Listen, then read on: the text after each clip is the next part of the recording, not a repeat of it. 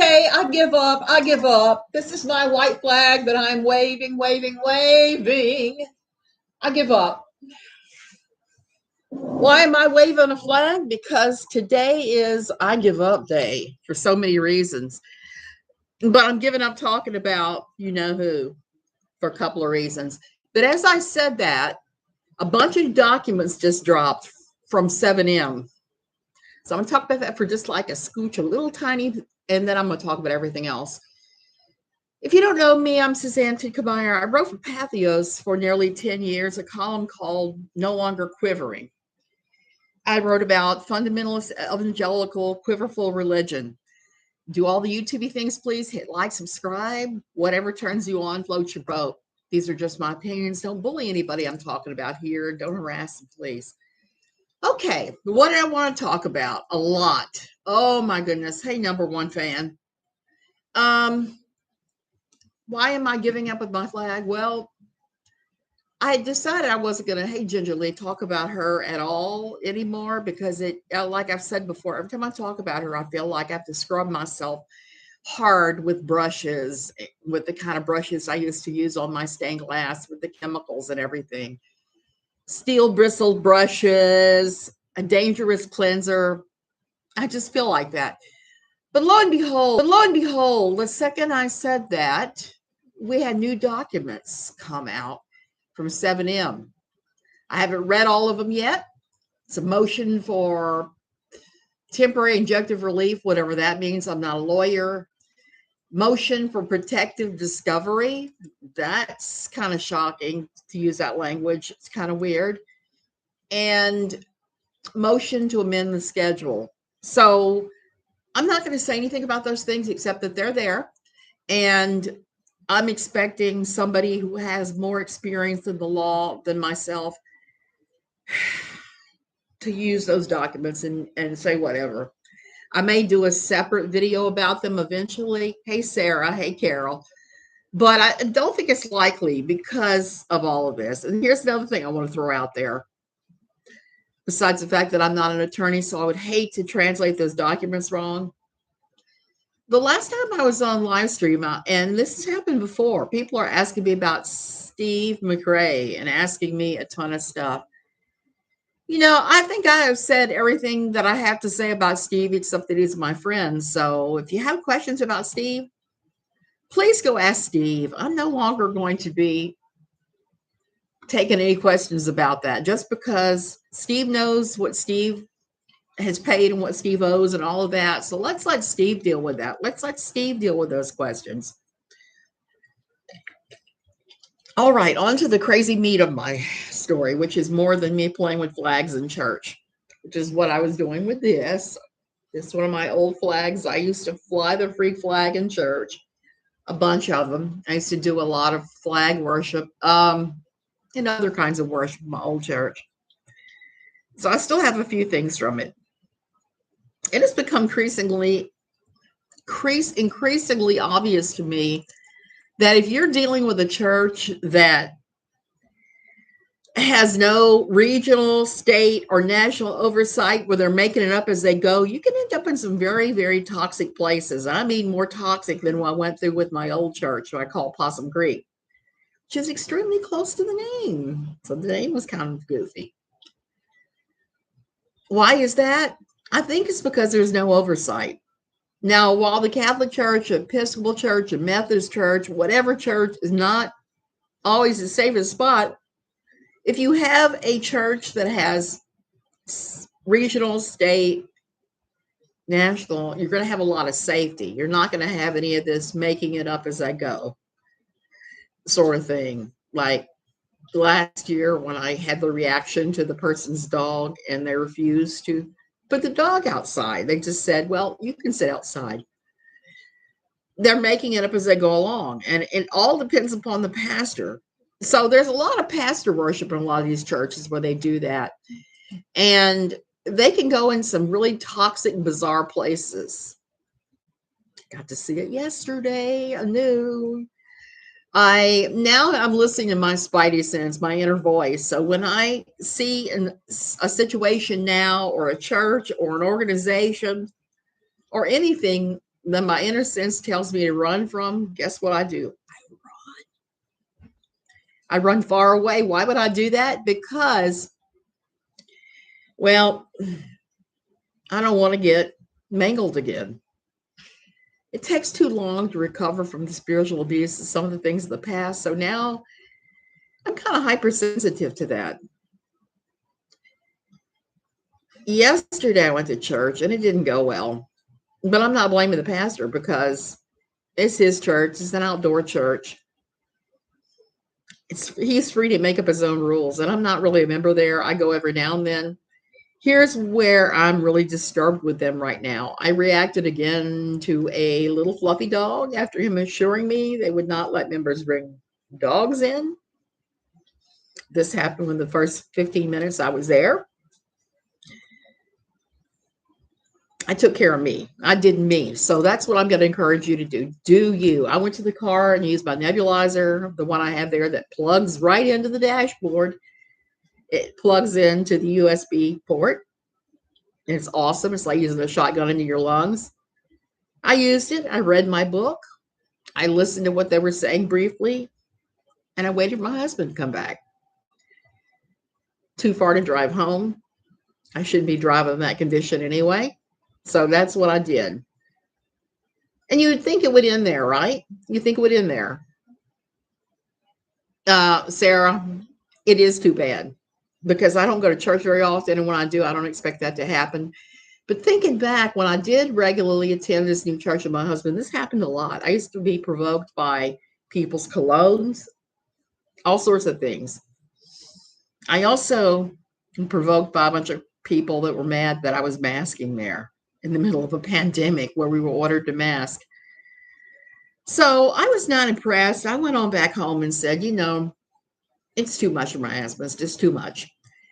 And I haven't been back since before my last really bad asthma outbreak, which was February, I think. So I haven't been back in all that time. I go back for once and I get provoked.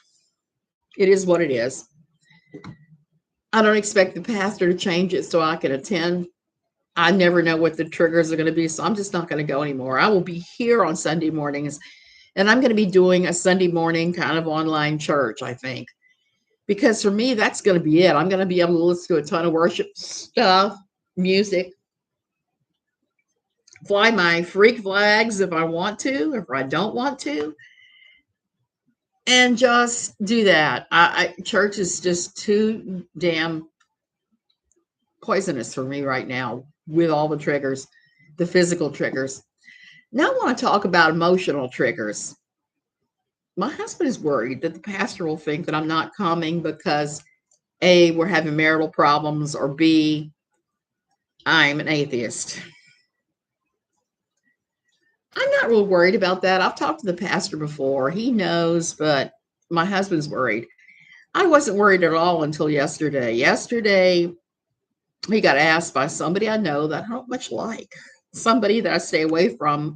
I've stayed away from her in my old church, staying away from her here because she's a problem, who started questioning him about why I used a cane. Please, why would you even say that? Why would you go there?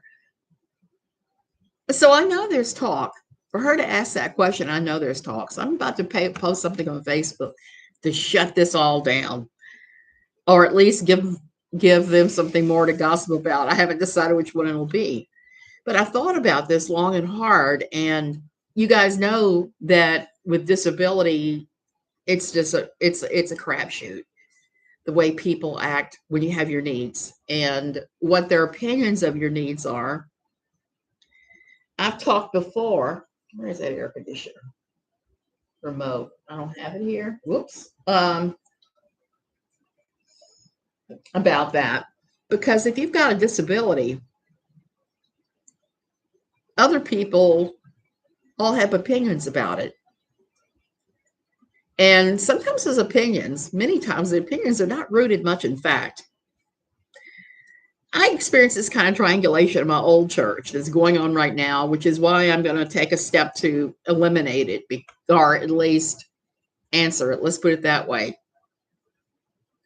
Because I really shouldn't have to explain to people that I use a cane for balance, that I had a stroke. I shouldn't have to do that at all.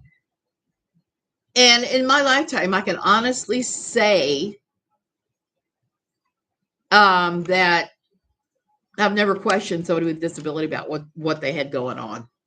As my mother used to say, if God is everywhere, then why must you worship in a building or a congregation? Exactly, Carol, exactly.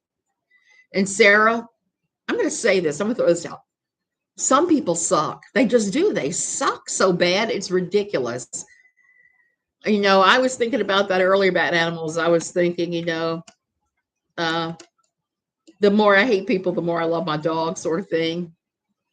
And there's a lot of that. Grace, I'm just ranting, so I missed much. So there's that. I don't get it. My experience is with churches that don't have solid leadership, that they don't have that church's leadership, regional, state, national, that this kind of thing seems to happen, and people seem to be doing this thing.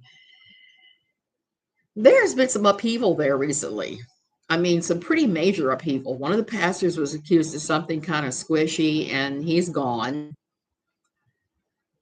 The guy who was the worship leader is gone. And he's actually stepped down from all of his positions at the church. So there's a lot going on. There are people that have given up their positions.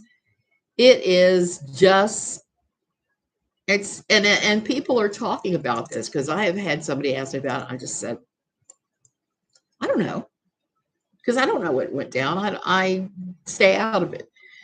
Now, at the same time, my poor husband has been like, well, gosh, I feel blah, blah, blah, because X, Y, and Z happened. Hey, Danielle. And I feel bad for him. This is his thing now more than mine, because like I said, I'm just as content to stay here and read my Bible and do whatever I will do than go to a building where the sermon is kind of half-ass. Well, I'm going to say that. I like the pastor there. His sermons use a lot of work. He seems to kind of be, how do I say this kindly? He seems to be trying not to piss anybody off by saying exactly what they want to hear. That's what I'm observing.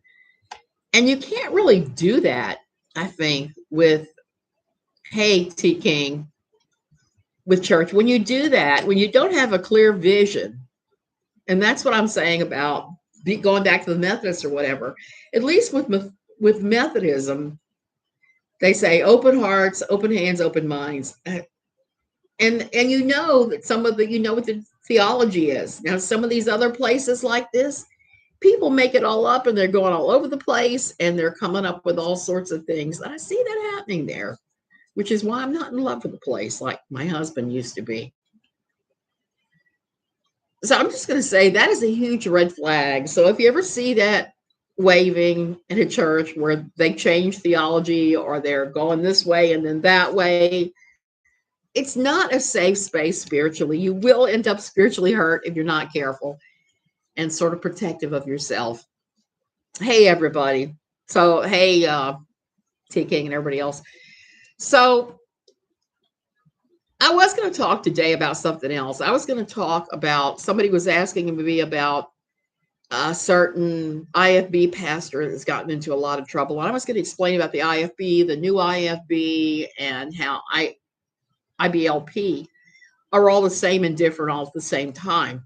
But I guess I'm going to have to do that another time, because last time I was looking at my notes. The last time I wrote about it, I called it Hamburger theology, because they're all selling the same product. They're just doing it in different ways. And it was a good simplistic explanation for people who don't really know what the differences are, I thought. So there's a lot going on right now with the IFB. There's a pastor who has put a bunch of other pastors in place, and they have had their own SA scandals. Now, this particular pastor is embroiled in an SA scandal, and I'm still doing a lot of reading and research on this, because I just now have nip the surface on them to see what's going on. I hate to even mention the guy's name until I finish reading up on him. It seems like that this seems to be a problem throughout Christianity. It doesn't seem to even matter what type of church it is. There's about the same percentage that's going on whether you're going to a Catholic church. The Southern Baptists recently had their own big scandal about that. It doesn't matter if it's Catholic, Baptist, whatever. Anytime you have a theology where you have people, men that have extreme control over a group of people, and you have men that aren't good. Some are really good, but there are a lot of toxic offenders. I'm just going to throw it out there that seek out these places specifically to abuse others. Now, they may say, well, I'm helping people and all that, but that's not it at all. They really aren't. They really aren't. They are looking for a built-in victim pool. And that concerns me about the IFB and the new IFB, because Brisker Renzer has talked about people working the bus routes for picking up the children at the IFB who've ended up being caught with CP or for SA of children. And there's no background checks or anything done. I can't say that I'm proud about anything I did in my old church, but there was one thing that stands out that I was glad that I insisted on and I got them to start doing. That I think when you join a church, you have to ask this about all the pastors, especially the youth pastor. Background checks. It's not very hard to run background checks on people. There needs to be a state. Well, in Virginia, we were doing the state police background check. It costs like $15, $20, something like that. But I think as far as children and churches, this has to happen. This has to be a non-negotiable, I think. And I think if we don't do that, we're going to end up with an even bigger victim pool. And so those are all ways that I think church needs to change these days, because it's not changing with the times, and it really needs to step up. Be accountable. Stop triangulation. When people start gossiping about somebody, nip that stuff in the bud and say, nope, we're not doing that. It's non-negotiable at my church. Grace, I'm glad to hear that. That was one of the things I said I put in place in my old church. And my old church doesn't exist anymore, so it doesn't matter. But at the time it did. And we actually had trainings and the background checks. And that all came about because I had a nice long conversation with the pastor where I said, if something were to happen, it would be tragic, but you need to do everything you can do so that they can't say that you screwed up. So that was how I approached it with him. And that was due to me advocating. That's awesome, Grace. We all have to do that. We have to advocate in our churches for these things, because we know leadership is not going to think of them on their own, unfortunately. So you guys, after the church experience and the bad asthma and all of that, it got worse by day. We went to see a girlfriend of mine, my husband's, play music in a little community called Playa Potrero. Restaurant we'd not been at, a real nice one. It was on the waterfront. I had pasta with a whole lobster tail and a whole lot of shrimp. Oh my word, the food was delicious. I went to church and people laughed during the service like wailing. Strange to me. They said it was an anointing. Sarah, let's talk about that. Let me put my lobster aside. I had a wonderful meal there, but things got weird from there. And it was all disability related, asthma related. My old church, everyone there did the holy laughter thing. Now, I experienced it a couple times myself, but they all said it was anointing. I'm looking back at that now and looking at it from the outside, from having experience. All I can say is I think it is a combination of excitement and expectation driving those things. I've seen people crow like roosters, roar like lions. There's even been people that bark like dogs. We used to do fire tunnels. We used to, any church is going to let me do this, they're going to be doing weird stuff. And I used to really enjoy that stuff. I did. And it was kind of I've always enjoyed laughing because laughing is better than crying. It sure is, isn't it? But it's sort of weird. I mean, I'm looking at it now going, did we all have pseudo-bulbar effect? What was that? This was the church I grew up in, roaring, laughing, shaking, rolling on the floor. It was big in the 90s. Grace, yes, it was. It was huge, huge in the 90s, huge. And fire tunnels, all fire tunnels. And I enjoyed all that stuff while I was doing it. I enjoyed the heck out of it. Did I think it was always godly? Nope. Woke up at 2. Wow. Wish I could get away with doing that some days. I walked the beach today and I stupidly did the same thing I did last Monday when I walked the same damn beach. I walked down to where I couldn't walk any farther because so much driftwood, a huge pile of driftwood. And this time it was like, oh, holy crap, what am I doing down here? I got that far. But back to the holy laughter and stuff. There's a video that I saw that I should go ahead and put on here. I want to say it was one of the Oral Roberts.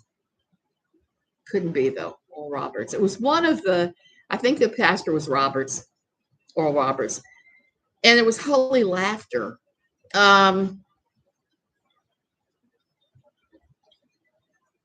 They were going around, the pastor was going around and just going,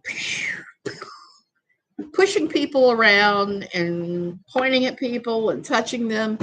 And everybody was falling down, just completely insensate laughing. It was the craziest thing I'd ever seen, looking at it from the outside, even though I used to participate in that. And I think the most telling thing about the whole long video was at some point, they touched one of the pastors who was up there with a bunch of other pastors, and he started doing the worship watusi or the silly stomp or whatever you want to call it. He started dancing. And all along him, you could see it like a light bulb going on in the brains of his fellow pastors until finally they're all doing the boogaloo up there. And at the very end, the bodyguard is looking at them. You could tell the bodyguard's thinking, I better do this too because they're all doing it. So that's what he started doing. And then somebody jumped off the pulpit and landed in the bushes. Yeah, and there was a whole lot of that force slain in the spirit. Then they pulled the guy out of the bushes, and then he ran around doing his thing. And I noticed a couple things. One, no one on worship team lost their SHIT. If it had really been a move of the spirit, everybody would have been affected, or at least something of every area. Nobody on worship team was affected at all. They kept playing. They kept on going. 2, nobody except for that one bodyguard, but nobody running the joint was touched at all. They were just stoic and sober as ever. Not the pastors. I'm talking about the ushers, the bodyguards, because some of these pastors were famous enough where they had bodyguards.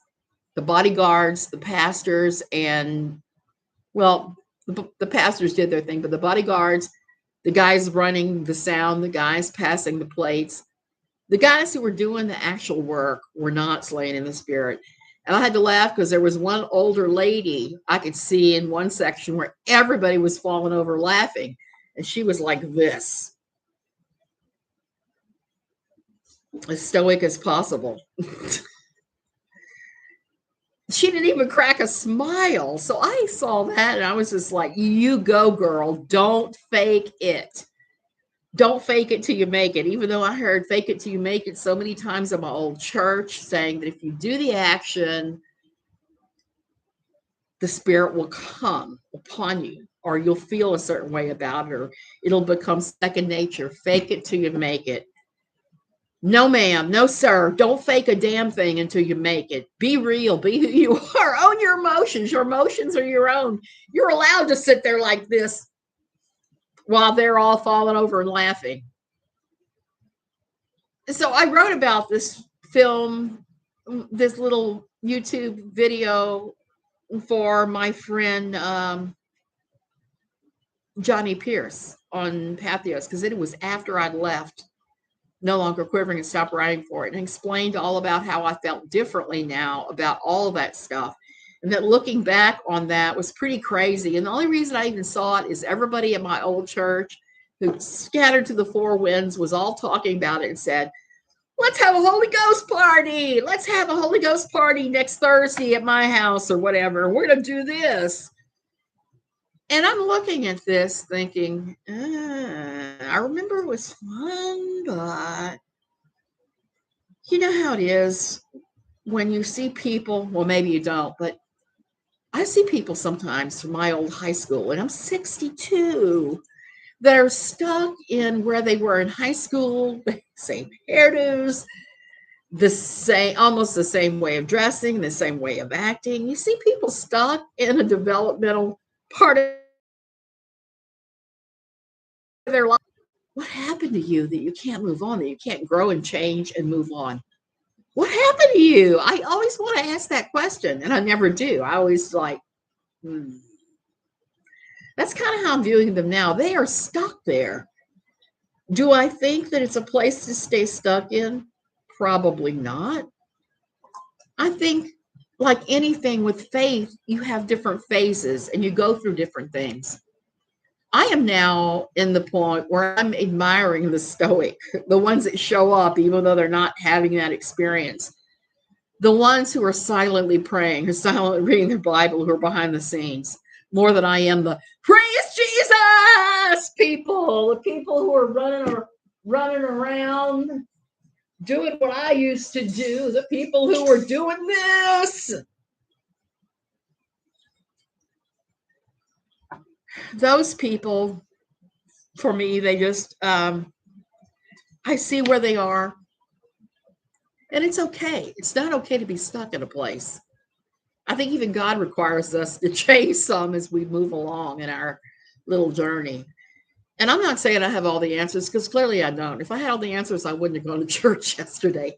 I would have stayed home and not had to use 2 precious vials of Compuvent by the side of the road. I would have stayed cozy in my bed and slept in and then gone to see there. But going to see her, my friend, her name is Ventanista. She plays music. We like her music, so every Sunday we usually go where she's playing and have a meal. So this time she's playing in Playa Potrero. Some members of the church were there. Fortunately, they were not the squirrely triangular ones, but some I know that are pretty decent people were there. So we were all having a good time. Here I am with my plate of pasta with my lobster tail on it and my shrimp, and I'm just loving it. Because I haven't had lobster since the last time I went lobstering in Lagosta. So that's awesome. So I step away to take a few pictures of the beach, like the picture I have posted here. And it's cloudy because we're in the middle of rainy season. It's pouring down outside now, but it was cloudy and I felt a few drizzly drops. And I went back to the table. I told my husband, I said, hey, it's starting to drizzle out there, just a little tiny, tiny bit. He said, oh, yeah. And we kind of moved on. Oh, thank you, Hermes Mom. This is an old necklace that I haven't had a chance to wear. But I found this dress, this purple dress in my closet with the tag still on it. I bought to give somebody as a gift that I ended up not giving them it. And I'm glad I didn't for a lot of reasons. So I said, my dress now. It's purple. I can wear my 1980s themed necklace with it. So here I am. So I didn't think anything more of it, except that my asthma got worse and worse throughout the day. And I was like, oh my God, what happened? I'll show you what happened. I got home. I went to shower. Took down my hair. You may or may not see what it is. I always use this nice black clip, you see? Can you see what happened to it?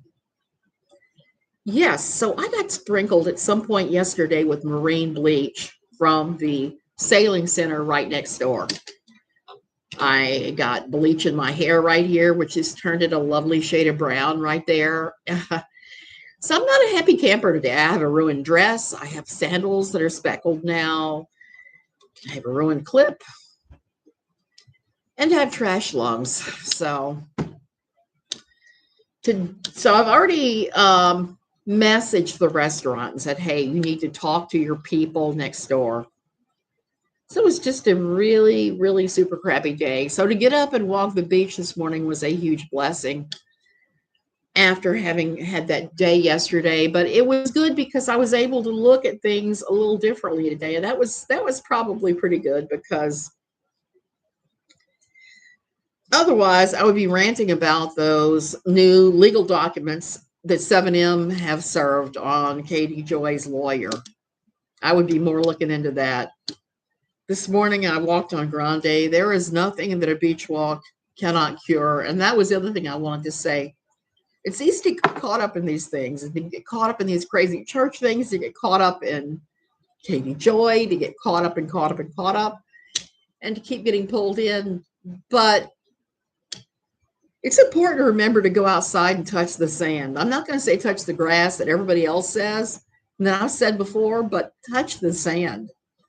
For me, that is it. If I can walk in the ocean, just where the waves are breaking over my feet, and touch the sand, it's all good. And I think with all these things, especially with all the spiritual abuse coming out of churches, it's important to find out what works for you, what works to diffuse what's going on inside of yourself and makes you feel normal again. Because let me tell you something, when this happened last night, when I filmed this out, I was ranty pissed. Between people questioning my husband about why he's using a cane and that, I was like livid last night. But today, I'm not so livid. It is what it is. Sarah, yes. Beach. The beach is my jam. I love it. I love it. I'm hoping to work up to going to walk 3 times a week. Right now, we're only doing twice. And on Mondays, I keep forgetting that on Grande, I can't walk all the way down to where all the driftwood is before you get to the estuary, because it's just too far. I come back and it's more than an hour, and my husband's waiting for me. I said, I thought you said 30 minutes. I said, no.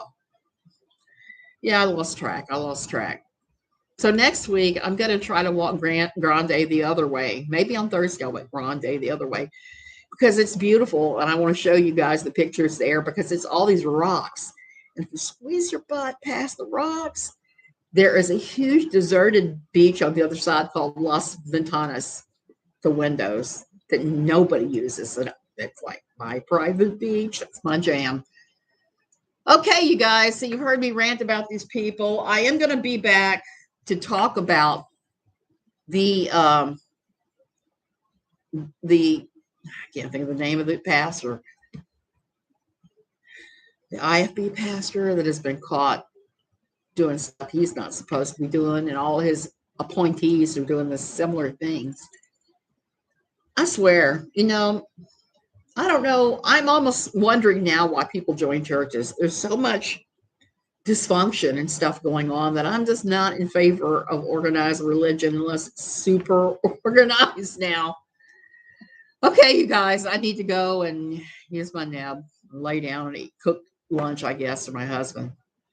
And then I have to diffuse the fact that everybody is asking, not everybody, but some people are asking him about me. I think I'm just going to be really real and post on Facebook. Look, I know you guys are asking him about this. This is the reality. What else can you do? That's about it, I think.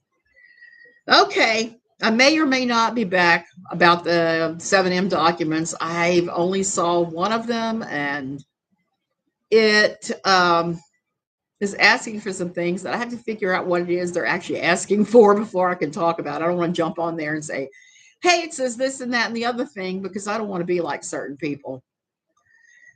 There's already enough crap all out there. We don't need to add to it. Okay, you guys. Love you guys. Have a great day. Do the thing that makes you feel better in your heart that you love to do today. I wish that for all of you.